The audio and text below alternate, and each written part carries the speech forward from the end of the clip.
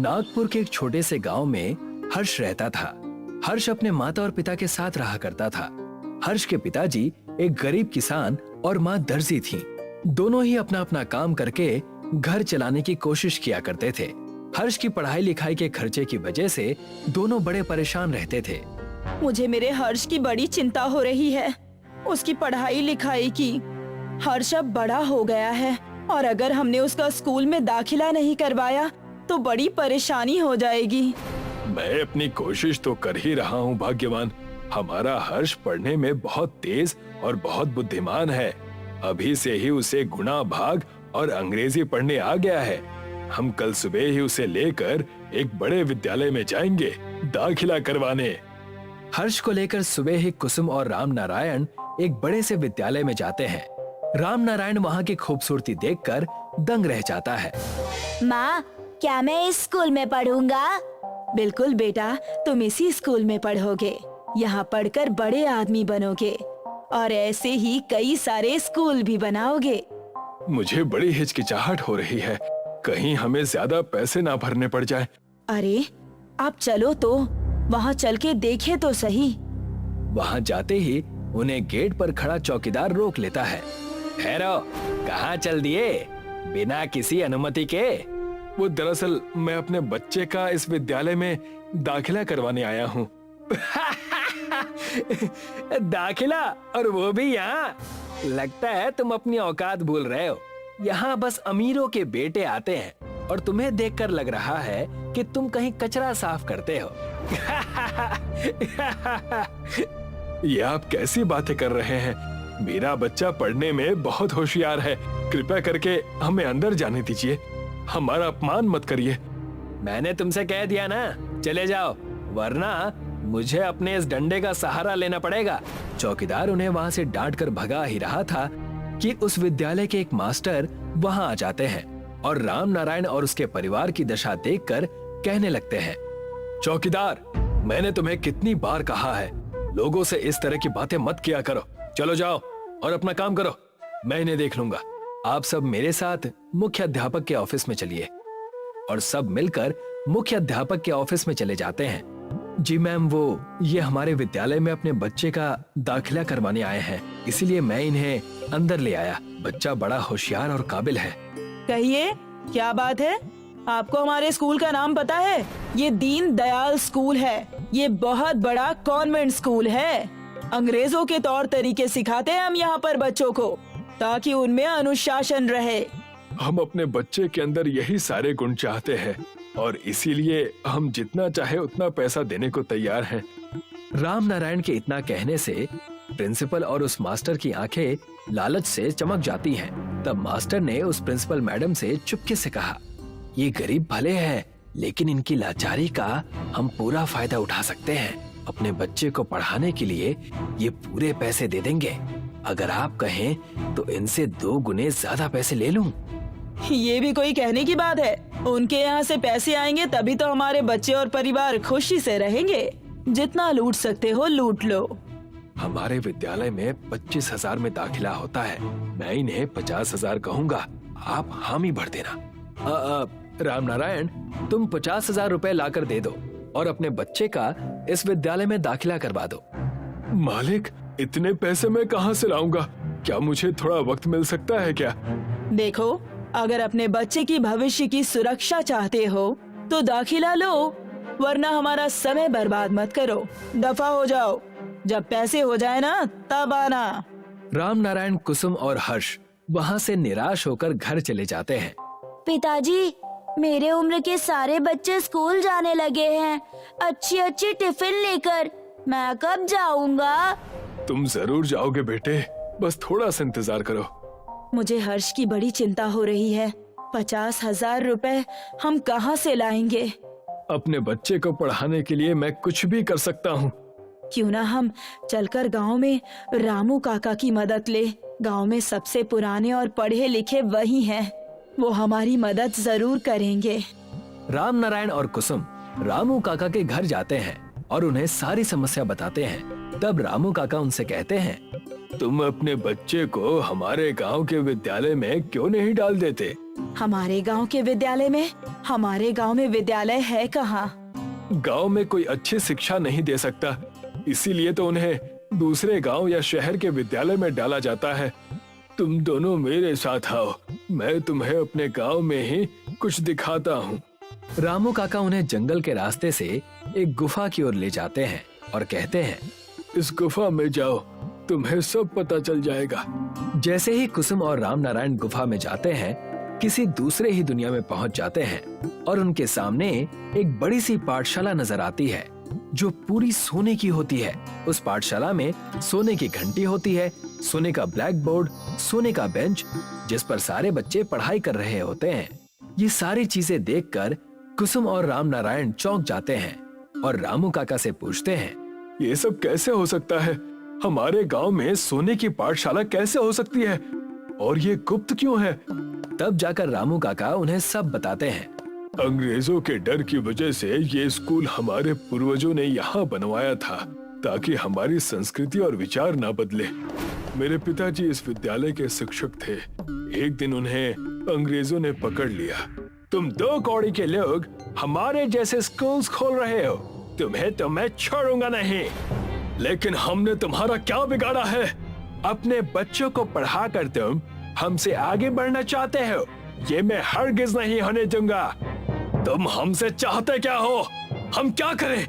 पूरे नागपुर गांव में जितना सोना है तुम हमें ला कर दो और अपनी ये गंदी सी स्कूल बंद करके यहाँ से चले जाओ। मैं इन्हें ये सोना हरगिज नहीं दूंगा। सारे सोने को लेकर उस जंगल के गुफा में छुपा दूंगा और अपनी अलग दुनिया बनाऊंगा। उस वक्त से लेकर अब तक हम नागपुर गांव वाले इस सोने की स्कूल को खुफिया तरीके से चला रहे हैं। हे भगवान, तो असली बात ये है कि आप मेरे बच्चे को भी इस सोने के स्कूल में दाखिला देंगे? कृपा करें रामू काका, मेरे बच्चे को शिक्षा की बहुत जरूरत है। मैं तुम्हारे बेटे को इस विद्यालय में तभी लूंगा जब तुम शहरी विद्यालय की पोल खोलोगे। उन लोगों ने हमारे गांव के कई सारे लोगों को ठगा है, उन्हें तुम्हें पकड़वाना होगा। हम बिल्कुल ऐसा ही करेंगे, उन्हें सजा दिलवा कर रहेंगे। इसके लिए हमें एक सबूत देना होगा। तुम उसकी चिंता मत करो, जितने पैसे उन्होंने मंगवाए हैं उतने पैसे लेकर जाओ। मैं पीछे से पुलिस को बता दूंगा, तब उन्हें रंगे हाथ हम पकड़ लेंगे। कुसुम और राम नारायण ने ऐसा ही किया। वो पैसे लेकर उस महंगे विद्यालय में चले गए और राम नारायण ने प्रिंसिपल से कहा, जी ये लीजिए आपके पैसे, पूरे 50,000 हैं। हाँ हाँ, लाओ लाओ। मुझे पहले से ही पता था कि तुम अपने बच्चे को हमारे पास ही पढ़ाओगे। अरे इतना अच्छा स्कूल जो है और कहाँ सोने की पाठशाला में पढ़ता। लाओ, मुझे पैसे दो। जैसे ही राम नारायण ने पैसे प्रिंसिपल को दिए, पैसे हाथ से लेते ही उस कमरे में पुलिस वाले घुस गए और उन्हें रंगे हाथों पकड़ लिया। तुम्हें हम हवालात में अच्छी शिक्षा देंगे। मैं और मेरे पति मेहनत करके दिन रात लोगों के घरों का काम करके अपने बच्चे को पढ़ाना चाहते थे, और तुम हो कि तुम्हें शर्म ही नहीं है। प्रिंसिपल और मास्टर दोनों रंगे हाथ पकड़े गए और इसी तरह हर्ष अपने सोने की पाठशाला में अपनी शिक्षा पूरी करने लगा। मीनाक्षी और गुंजन एक दूसरे के पड़ोसी थे। दोनों में बहुत प्यार मोहब्बत था। उनके घर के सामने से कई फेरी वाले गुजरते थे। मीनाक्षी जब भी कुछ खरीदती तो गुंजन को आवाज जरूर लगा देती। गुंजन, अरे ओ गुंजन, गोभी वाला आया है, मात्र 10 रुपए किलो गोभी बेच रहा है, तुम भी ले लो, फिर कहोगी कि बताया नहीं। इसी तरह गुंजन भी जब कुछ खरीदती तो मीनाक्षी को बुला लिया करती। एक दिन दोपहर में एक मटर बेचने वाला आया। ताजी हरी मटर ले लो, मटर वाला 30 रुपए किलो मटर। मीनाक्षी अपने घर से बाहर आकर मटर देखने लगी। ले लो बहन जी, एकदम कच्ची मटर है, कल ही खेत से तोड़ी है। ठीक है, 1 किलो तोल दो। मीनाक्षी ने हमेशा की तरह गुंजन को आवाज दी। गुंजन, ओ गुंजन, मटर वाला आया है, अच्छी मटर है, लेना है तो आ जाओ। संयोग से गुंजन उस दोपहर रजाई ओढ़कर गहरी नींद में सो रही थी।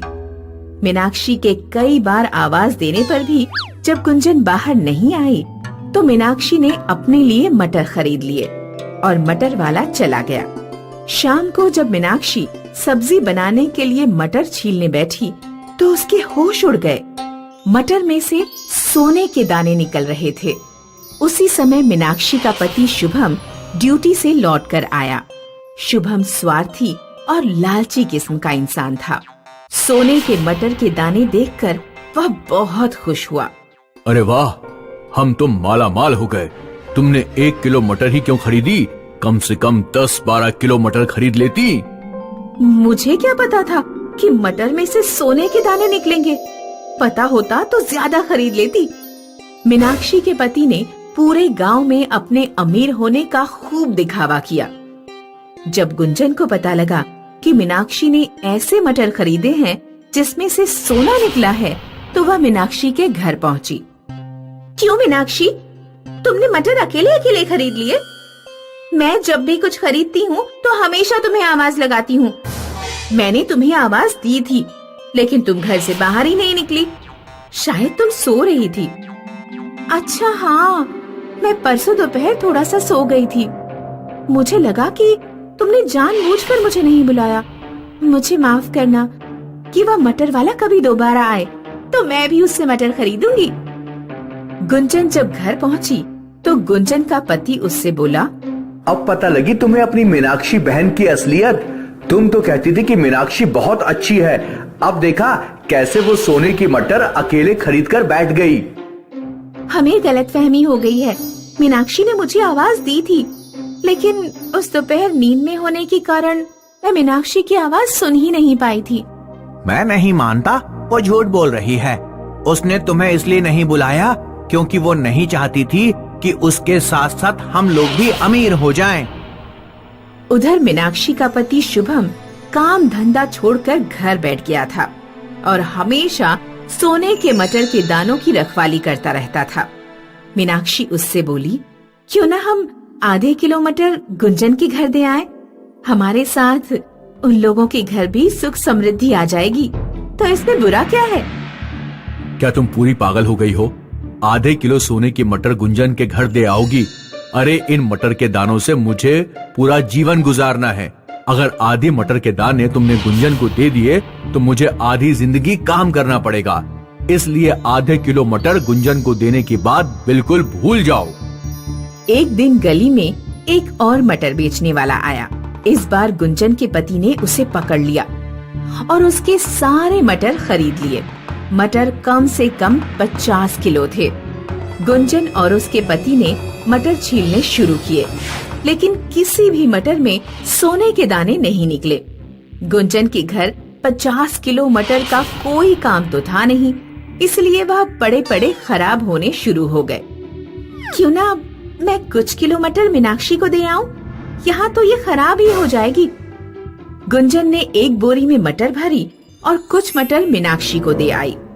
मीनाक्षी गुंजन के व्यवहार पर बहुत खुश हुई। उसने मन में ठान लिया कि वह किसी भी तरह आधे किलो सोने के मटर गुंजन को देकर रहेगी। मीनाक्षी बाजार जाकर हरे और गोल्डन कलर का पेंट खरीद लाई।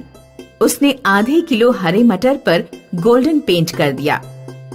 एक सुबह जब उसका पति टॉयलेट में था तो मीनाक्षी ने जल्दी से आधे किलो सोने के मटर के दाने उठाए और उसकी जगह अपने पेंट किए हरे मटर के दाने रख दिए।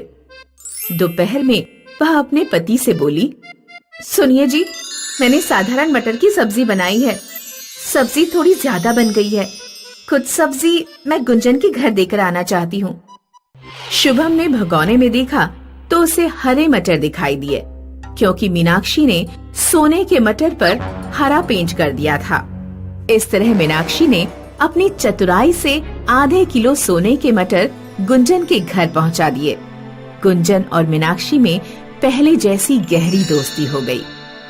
मीनाक्षी, एक बात बताओ, जब तुम्हारे पति को पता लगेगा कि आधे मटर के दाने सोने की नहीं साधारण हैं, तो तुम उनसे क्या कहोगी? कह दूंगी कि मुझे क्या पता, हो सकता है मटर वाले ने हरे मटर के दानों पर गोल्डन पेंट करके हमें उल्लू बना दिया हो। उत्तर प्रदेश में पश्चिमी फतेहगंज नाम का एक गांव था, जहां सूरज अपने परिवार के साथ रहता था। सूरज तरबूज की खेती करता था। उसकी 2 बेटियां थीं, ज्योति और मालू। पिताजी, मालू ने बिना कुल्ला किए ही चावल खा लिए। पिताजी, इसने मेरा टूथब्रश अपने सड़े हुए मुंह में डालकर खराब कर दिया, इसलिए मैंने आज दांत नहीं मांजे। मुझे नया ब्रश ला कर दो। मालू बेटी, तुम अपना ब्रश अच्छे से धोकर साफ कर लो। ज्योति तुम्हारी बहन ही तो है, अगर उसने तुम्हारा ब्रश इस्तेमाल कर लिया तो कौन सी आफत आ गई। इस बार तरबूज की खेती बहुत हल्की हुई है, इसलिए बहुत सोच समझकर खर्च करना होगा। कल मैं तरबूज बेचने मंडी जाऊंगा, देखते हैं इस बार कितने पैसे मिलते हैं। मंडी गांव से दूर शहर में थी। मंडी का ठेकेदार मोतीराम एक चालाक और कंजूस इंसान था, जो किसानों का शोषण करता था। इस साल मुझे बेटी की शादी करनी है। 10-12 लाख से कम खर्चा नहीं होगा। मुझे हर हालत में इस सीजन में मोटा प्रॉफिट कमाना है। हरिया, कुछ अपना दिमाग चला और बता, मैं कैसे किसानों से कौड़ी के भाव फसल हासिल कर सकता हूँ। मैंने सोचा है कि कुछ कमजोर किसानों के पैसे रोक लिया जाए। गरीब किसान हमारा कुछ नहीं बिगाड़ पाएंगे। तू क्या कहता है? मालिक, अगर आपने किसानों के पैसे रोके तो वे अगली बार हमारे पास माल बेचने नहीं आएंगे। वे किसी और मंडी में चले जाएंगे। मेरे पास इससे बेहतर उपाय है, जिससे सांप भी मर जाए और लाठी भी ना टूटे मालिक। अगले दिन सूरज मोतीराम के पास अपनी तरबूज की फसल लेकर पहुंचा। सूरज, तुम्हारे खेत का तरबूज बहुत मीठा होता है। वैसे तो तुम्हारे 45,000 बनते हैं, लेकिन मैं तुम्हें 50,000 देता हूँ। सूरज ने पैसे अपने थैले में रखे और खुश होकर अपने घर लौटने लगा। ज्योति और मालू के लिए एक सूट का कपड़ा खरीद लेता हूँ और 2 नए टूथब्रश भी। सूरज अपने विचारों में मग्न था। अचानक 2 मोटरसाइकिल सवार आए और सूरज का थैला छीनकर फरार हो गए। चोर चोर, कोई पकड़ो मेरा थैला, चोर चोर। दोनों चोर मोतीराम ने ही भेजे थे। इस तरह चालाकी से मोतीराम ने सूरज के तरबूज फ्री में हासिल कर लिए। सूरज रोता हुआ मोतीलाल के पास पहुंचा और उसने मोतीलाल को सारी बात बताई। तुम्हारे पैसे छिन गए तो मैं क्या करूं? मैंने तो तुम्हें पूरी रकम दी थी। सेठ जी, मेरे बच्चे भूखे मर जाएंगे, मेरी कुछ तो मदद कीजिए। 2 तरबूज उठा लो और जाओ यहाँ से। आज भर के लिए तुम्हारे परिवार का खाने का इंतजाम हो जाएगा। सूरज बेचारा हाथों में तरबूज लिए रोता हुआ घर लौटने लगा। रास्ते में एक महात्मा आ रहे थे। बेटा, बहुत प्यास लगी है, क्या तुम एक तरबूज मुझे दे सकते हो? सूरज ने एक तरबूज महात्मा को दे दिया। सूरज की आंखों में आंसू देखकर महात्मा उसकी परेशानी समझ गए। उन्होंने सूरज को आशीर्वाद दिया। आज से ठीक 1 वर्ष बाद तुम्हारी सारी परेशानियां दूर हो जाएंगी। सूरज और उसकी बेटियों के लिए वह साल बहुत कष्टकारी रहा। पैसों के अभाव में उन्होंने सिर्फ चटनी और रोटी खाकर काम चलाया। पिताजी, मुझसे और चटनी रोटी नहीं खाई जाती। बेटा, जब तक अगली फसल नहीं उग जाती हमें धैर्य रखना होगा। आखिरकार किसी तरह 1 वर्ष बीत गया और सूरज के खेत में नई फसल आ गई। ज्योति ने एक दिन एक तरबूज काट कर देखा तो वह चिल्ला पड़ी, पिताजी, मालू, यहाँ आओ। क्या हुआ? क्यों चुड़ैल की तरह चिल्ला रही हो? तरबूज में सोने का बॉल है। सूरज और उसकी बेटियों ने खेत के बाकी तरबूज काट कर देखे। उन सभी में सोने की बॉल निकली। ये सब उन महात्मा के आशीर्वाद से ही हो रहा है। सूरज तरबूज में निकले सोने की वजह से बहुत अमीर हो गया। हरिया ने ये सारी बात मोतीराम को बताई। मालिक, सूरज अब आपसे ज्यादा अमीर हो गया है। उसके खेत में लगे तरबूजों में सोना निकल रहा है। गांव के लोग बताते हैं कि किसी महात्मा के आशीर्वाद से ये सब हुआ। चिंता मत करो, अगले साल जब उसके तरबूज आएंगे तो उसके तरबूज काटने से पहले ही हम तरबूजों से सोना निकाल लेंगे। अगले सीजन में जब सूरज के खेत में तरबूज उगे तो एक रात मोतीलाल अपने नौकर के साथ कच्चे तरबूज ही काटने पहुंच गया। उसने अपनी नौकर के साथ मिलकर तरबूजों का सोना निकाल लिया और अपनी पीठ पर लाद लिया। हम अभी घर नहीं जाएंगे क्योंकि सूरज पुलिस को खबर कर देगा तो हमारे घर सोना पकड़ा जाएगा। नदी पार मेरी मौसी का घर है, वहीं चलते हैं। लेकिन मालिक, इतना बोझ लेकर नदी कैसे पार करेंगे? अरे उस नदी में बहुत कम पानी है, इतना क्यों डरता है? मोतीराम और हरिया अपनी पीठ पर भारी भरकम सोने का वजन लादकर नदी पार करने लगे। संयोग से उसी समय नदी के डैम से पानी छोड़ दिया गया। नदी में पानी का स्तर बहुत बढ़ गया। पीठ पर ज्यादा वजन होने के कारण मोतीलाल और उसका नौकर नदी में डूबकर मर गए। किसी ने ठीक कहा है, न्याय के हाथ लंबे होते हैं।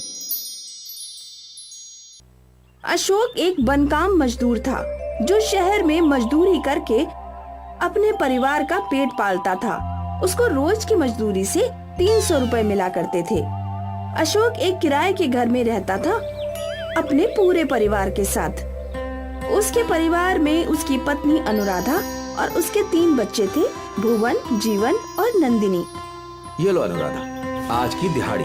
हाँ, कल मैंने किराएदार को 3000 किराया दे दिया। अच्छा किया।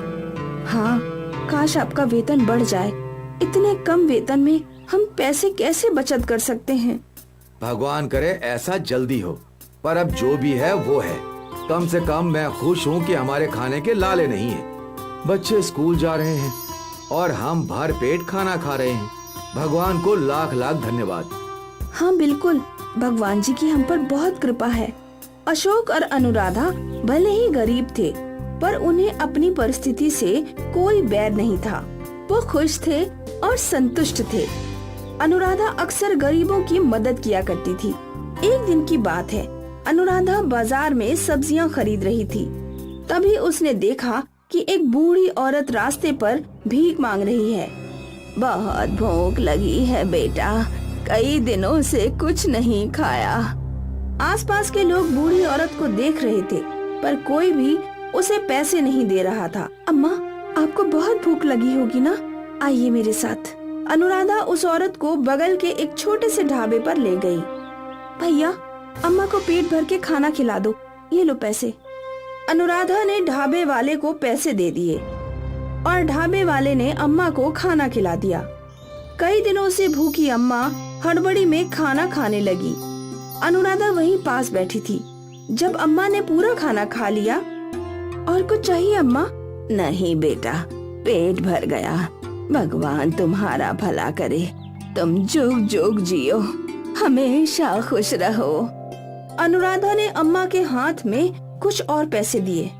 ये रखिए, आपको जब वापस भूख लगेगी कुछ खा लीजिएगा। शुक्रिया, तू बहुत अच्छी है बेटा, तेरे साथ कभी बुरा नहीं होगा। जब तुझे मदद की जरूरत होगी, तुझे मदद हमेशा मिलेगी। अनुराधा वहाँ से मुस्कुराकर चली गई। अनुराधा की तरह अशोक भी बहुत अच्छा था। वो भी लोगों की मदद कर दिया करता था। चाचा, मैं आपकी मदद कर देता हूँ, पर बेटा ये बहुत भारी है। मजदूर के लिए ये कौन सा भारी होगा, चलिए। अशोक ने उस बूढ़े आदमी का सामान उसके घर तक पहुंचाया। शुक्रिया बेटा, तेरी बहुत मेहरबानी है। भगवान तेरा हमेशा अच्छा करे। अब मैं चलता हूँ चाचा। अनुराधा और अशोक भले ही गरीब थे, पर वो किसी की भी मदद के लिए हमेशा तैयार रहते थे। अनुराधा और अशोक के अच्छे कर्मों की कोई गिनती नहीं थी। उन्हें जब मौका मिलता वो किसी न किसी की मदद किया करते ही थे। कुछ महीने बीत गए। एक दिन अशोक एक बिल्डिंग का बनकाम कर रहा था। वो काफी ऊंचाई पर चढ़ा था और बदनसीबी से उसके पैरों के नीचे का बम्बू टूट गया और अशोक इतनी ऊंचाई से नीचे गिरा कि वो जख्मी था। जब उसे हॉस्पिटल ले जाया गया तो डॉक्टर ने उसकी पट्टी कर दी। भगवान का शुक्र है कि कोई गहरी चोट नहीं आई है। घुटने की एक हड्डी टूट गई है, जिसे जुड़ने में 2 से 3 महीने लग सकते हैं, पर तब तक इन्हें बिल्कुल भी काम नहीं करना होगा। 2-3 महीने? 2-3 महीने आराम करने की बात सुनकर दोनों सहम गए। अशोक तो एक दिहाड़ी वाला मजदूर था। उसे तो रोज काम के ही पैसे मिलते थे। 2-3 महीने अगर उसे घर पर बैठना पड़े तो उसका घर कैसे चलेगा। अब हम क्या कर सकते हैं? आप फिक्र मत कीजिए, मैं कुछ न कुछ काम ढूंढ लूंगी जिससे हमारा गुजर बसर तो हो ही जाएगा। और कोई रास्ता भी नहीं है। सोचा नहीं था भगवान ये दिन भी दिखाएगा। अशोक और अनुराधा के बचाए हुए पैसे इलाज में खर्च हो गए। अब उनके पास बहुत ही कम पैसे बचे। कुल मिलाकर अब 300 रुपए ही बचे हैं। इसमें तो बस 2-3 दिन का राशन ही आएगा। अब मुझे जल्दी काम मिल जाना चाहिए। कितने दिनों से मैं काम ढूंढ रही हूँ। भगवान करे मुझे जल्दी काम मिल जाए ताकि हम पर भूखे मरने की नौबत ना आए। हाँ, भगवान से यही प्रार्थना है। खैर, मैं इन पैसों से जो बन पड़ेगा ले आती हूँ। हाँ। अशोक और अनुराधा दोनों परेशान थे। उनकी आर्थिक स्थिति बिकट थी। वो 300 रुपए लेकर अनुराधा बाजार गई। वहाँ उसने चावल, दाल और कुछ सब्जियाँ ले ली। अब अनुराधा के पास बस 10 रुपए बचे थे। वो घर लौट रही थी कि उसका ध्यान उसी बूढ़ी औरत पर गया। बहुत भूख लगी है बेटा, कई दिनों से कुछ नहीं खाया। कुछ खाने को हो तो दे दो। बेचारी, लेकिन आज इसे पेट भर के खाना खिलाने के लिए मेरे पास पैसे भी नहीं हैं। बस 10 रुपए हैं। इसमें क्या आएगा। अनुराधा ने यहाँ वहाँ देखा तो एक पकौड़े की दुकान थी। मुझे 10 रुपए के पकौड़े दे दीजिए। अनुराधा ने दुकानदार को 10 रुपए दिए और पकौड़े ले लिए। वो पकौड़े लेकर अनुराधा उस बूढ़ी औरत के पास गई। अम्मा, आज मैं तुम्हें पेट भर तो नहीं खिला सकती, पर ये खा लो। उस बूढ़ी औरत ने पकौड़ों के कागज को हाथ लगाया और बोली, आज ये पकौड़े तू अपने घर ले जा बेटी। समझ ले, मैंने खा लिए। आज इस पर तेरा हक है। अम्मा, पर आपको भूख लगी है ना? वो बूढ़ी औरत मुस्कुराई और देखते ही देखते अनुराधा की आंखों के सामने से ओझल हो गई। अनुराधा हड़बड़ा गई। वो बूढ़ी औरत को यहाँ वहाँ ढूंढ रही थी, पर वो उसे कहीं नहीं मिली। फिर अनुराधा घर लौटी, अपने पति अशोक को ये सारी बातें बताई। ऐसे कैसे कोई गायब हो सकता है? पता नहीं, मैं भी हैरान थी। अच्छा, वो पकौड़े दिखाओ। अशोक ने पकौड़े का कागज खोला और दंग रह गया। कागज के अंदर सोने के पकौड़े रखे थे। सोना? इतना सारा सोना? ये सच है क्या? हाँ, पर कैसे? शायद उस बूढ़ी औरत की वजह से। उस रोज उन्होंने मुझे आशीर्वाद दिया था। शुक्रिया, तू बहुत अच्छी है बेटी। तेरे साथ कभी बुरा नहीं होगा। जब तुझे मदद की जरूरत होगी, तुझे मदद हमेशा मिलेगी। हाँ, तुम्हारी अच्छाई की वजह से हमें आज अपनी जरूरत के समय मदद मिली है अनुराधा।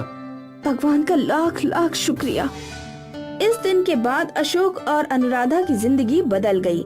अशोक का इलाज हो गया और अब वो बनकाम मजदूर नहीं रहा। अनुराधा और अशोक ने खुद का घर खरीद लिया और एक दुकान भी। अब दोनों साथ काम करते थे। सोने के पकौड़ों ने अशोक और अनुराधा की जिंदगी ही बदल दी।